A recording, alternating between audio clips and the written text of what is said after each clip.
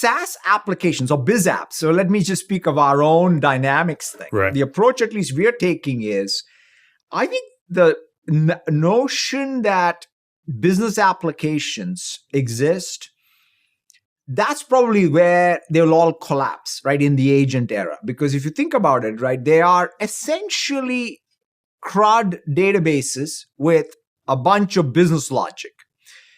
The business logic is all going to these agents.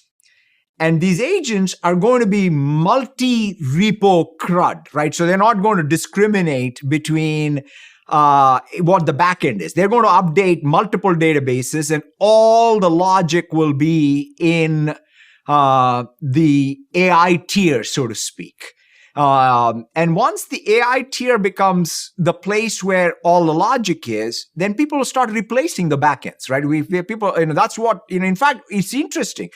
As we speak, I think we are seeing pretty high rates of wins on Dynamics backends and the agent use. And we are going to go pretty aggressively and try and collapse it all, right? Whether it's in customer service, whether it is in, by the way, the other fascinating thing that's increasing is just not CRM, but even our what we call finance and operations.